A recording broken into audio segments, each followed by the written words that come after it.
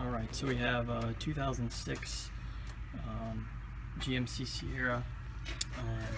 I'm going to be replacing the radiator, but first I am going to flush the coolant system. So down here on the driver's side bottom, there's a valve to open, and then here there's a little nipple that sticks out. So I have a piece of hose here. I think it's about a 1/2 inch. I oiled it up a little bit to get to slide on easy, and then you can see down there I have my 5-gallon bucket. So what I want to do is catch everything that I drain.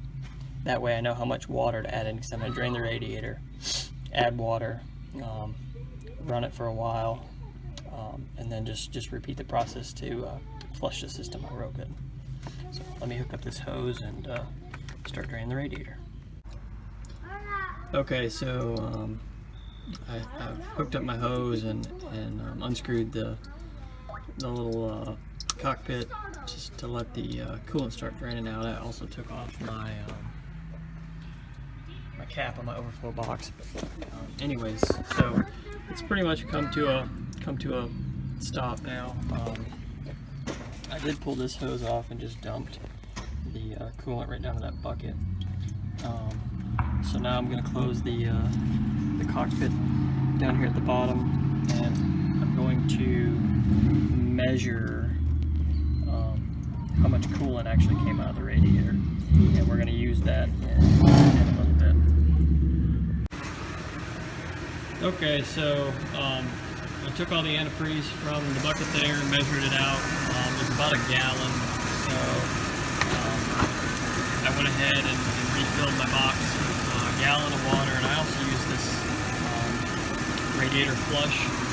I don't know if it's necessary to use it, but I went ahead and used it anyways. As I was filling the box, I had to kind of burp this line a little bit, and then eventually I couldn't burp anymore, so I had to start it a couple times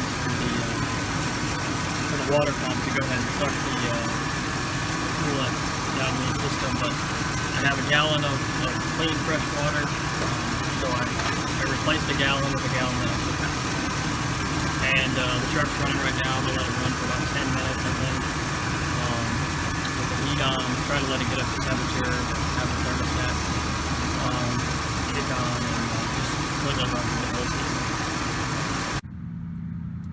Okay, so I let the truck run for probably 10 or 15 minutes, and I'm draining it, draining the radiator for the second time. I didn't mention the first time that when you open the cockpit down there at the bottom, don't open it all the way. Just open it until you get coolant flowing. I do have a little coolant tester here, so I did this before I started, and all 5 of the balls were floating, which means you're around -40, -40 degrees. I don't know if you can see that. Now only 4 of them are floating, so I think that's down to -25. So that tells us that we have diluted it some. I don't know how trustworthy this cheap little tester is, but it does point to that we're diluting it, which we assumed we would because we're adding water and no coolant at this time. So I might keep checking it just to make sure it keeps going down and we get it diluted enough. But yeah, I'm gonna do this I think 4 times total. So this is my second drain, so I'll add and then drain 2 more times and re-add water and obviously coolant on the last run. But I'll get back to you when I finish up all those flush and fills. Alright, so I'm filling up the overflow box here. As you can see, it kind of gurgling. The big hose here, what I did on the last time was just grab this hose and kind of squeeze it, pump the air out. So when you do that gets a lot of the air out, and because this box will fill up quick, I'm putting a whole gallon in and then I can't get any more. So I squeezed this last time I even started the truck, I think once or twice, just to get that coolant flowing. I also wanted to show this. So all that black, there was some stuff in the bucket before, but you know, I put the flush, the radiator flush stuff in there, and you can see all that black. I think most of that probably came out of the radiator itself. This is what I took out the first time, and this is what I took out the second time. So anyways, I'm replacing this radiator. I still have the old one in while I do this flush, and then I'm going to pull out and replace it. But I just wanted to show you this process here, and also what came out of the radiator last time. So I ended up taking out my radiator and replacing it at the end before I did my last refill. But I'm gonna walk through exactly what I did. I showed you guys when I had first started draining and refilling. But basically on my first drain, you know, straight out of the truck, I only got about 1 gallon of coolant that came out of the radiator, so about 4 quarts. On the second draining, so I took out 4 quarts, added 4 quarts of water, and you can see I wrote it all down right here. On the second draining, I actually got about 8 quarts out. I don't know why I got 8 out the second time. I know after the first drain, there was a lot of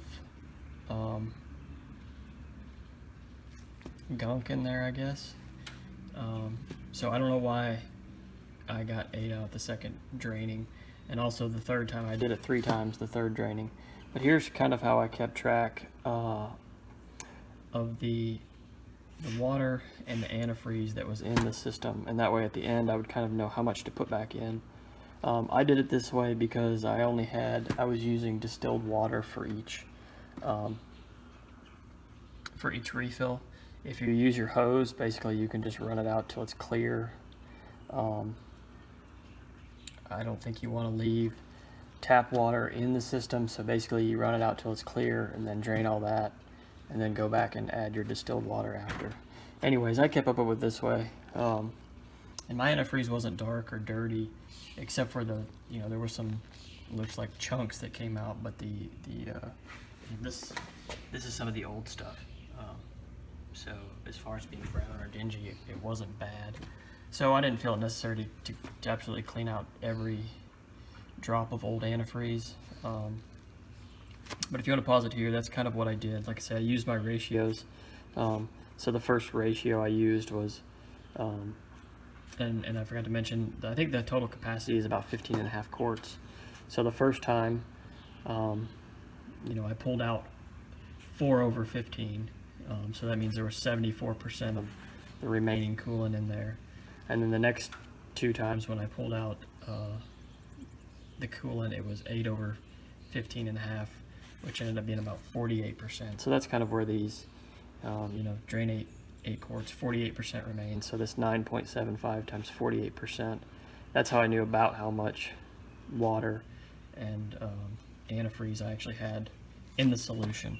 So when you get down here to the bottom, after I drained it the last time, about 6 quarts of water and 1.5 quarts of antifreeze. So I just need to add back in, if I want a 50-50 mixture, add back in these numbers to get back up to my 15.5. So I only had 5 quarts of antifreeze. I bought 1 full jug, and then I had some left over. So I went ahead and put that in. I'll have to get more. And then you can also test. So I put that 5 quarts in. It, you know, it's telling me I needed 6. So let's see if we can focus. Anyways, there's 4 balls floating, and 1 is sunk down to the bottom. So that tells me that we're at about negative 25. Sorry, I took that out of the frame. negative 25 degrees. So I may drive it around and see if that changes, but I'll probably end up adding a little bit more concentrated antifreeze.